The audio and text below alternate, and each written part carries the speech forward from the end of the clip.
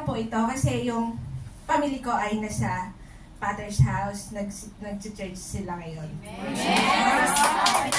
back 2016, wala talaga akong plano mag-abroad.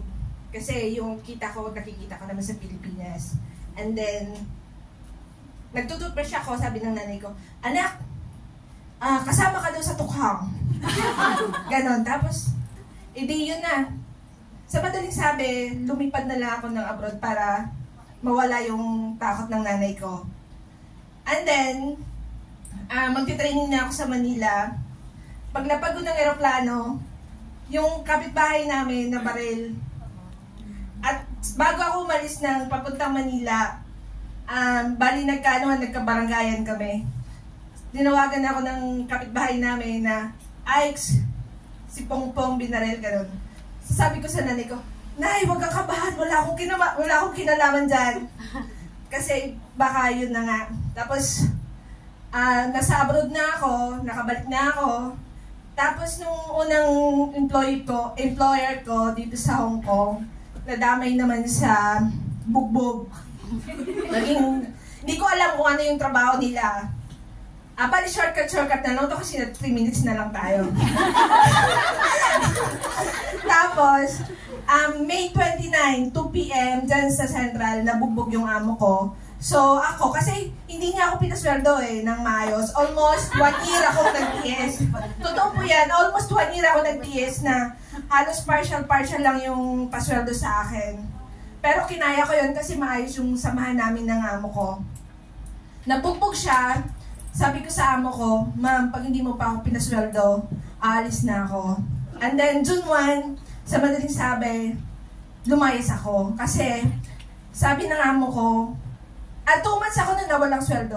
Sabi ng amo ko, ako daw yung mastermind doon sa pagkabugbog ng lalaki. Sabi ko, "Panginoon, ano ba naman to? Lahat na lang yata, nasasangkot ako." Diba? May mga question tayo na gano'n. Gusto ko pang umuwi ng Pilipinas na buhay. Tapos, ayun nga, sa madaling sabi, nag-ayos kami sa agency, mahabang labanan yun. Bali, wala akong dinalang gamit. Lumayas ako, solo ko lang. Maliit ko lang na bag yung dala ko. Asawa ng Diyos, nakakita ko ulit ng... itong amo. Bago ako pumasok dyan, sabi ko sa landlady ko dun sa boarding house, "Ate, pag nakapasok ako ng trabaho dito sa Hong Kong, magsiserve po talaga ako sa simbahan." Ngayon, hindi ko alam kung saan ako simbahan magsiserve. Kasi lagi lang ako sa Central, pakalat-kalat. Ngayon, sabi ng landlady ko, "Oh, malapit ka na matapos sa sa kontrata mo, hindi ka pa nagsiserve." Hayaan mo muna, tsaka na lang. At dahil sa awa ng Diyos, eto nga, nakita ko nila Ate Beng, nila Ate Joyce. Salamat Ate Joyce sa paglibre mo ng pamasahe. Kasi sabi ko talaga kay Ate Joyce, wala po akong pamasahe. Ayun, nanasawa ng Diyos, nilibre nga ako. So nahiya na ako, di sumama kasi nilibre ka na nga ng pamasahe. May pamasahe ka na, may merienda ka pa. Hindi ka na sa madaling sabi, nandito na ako. Then, eto naman si Ate Ling. Si Ate Ling, kinonek ako yung pamilya ko doon. Kinonek ni Ate Ling sa pastor niya. And then, yung pastor niya kumunik doon sa pastor doon sa amin. And then, yung pastor doon sa amin kumunik doon sa amin. At sa awa po ng Diyos, 2 weeks na po silang nag-Bible study doon sa bahay. Salamat po, Ate Len. And then, eto talaga sinusubok ako ni God kung saan yung pananampalataya ko. Almost 10 years itong kapitbahay namin, hindi kami nag-iimikan. Sa dami-daming tao doon, kasama pa siya pala doon sa Father's house. Treasurer siya ng barangay namin. At yung nag-appoint sa kanya doon is yung tatay ko, no? Barangay captain yung tatay ko. Totoo po yan, kahit itanong mo po Ate Lynn doon. And then, nag-chat siya sa akin. Sabi niya, "Ko," sabi niya gano'n, "ka-sister pala kita."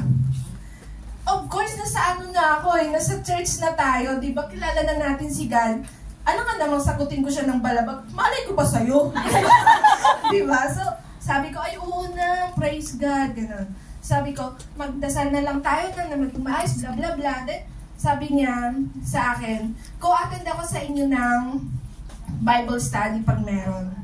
Sa awa at gabay ni God, sana makadalo siya sa amin. Kasi hindi siya nakadalo nung Friday. So, in-guide siya ni God na sumama siya para sama-sama po sila sa amin. And then ngayon, yung panganay ko po, nandun sa Father's house, magsasamba po. Pagbuti-buti po ng Panginoon. Amen.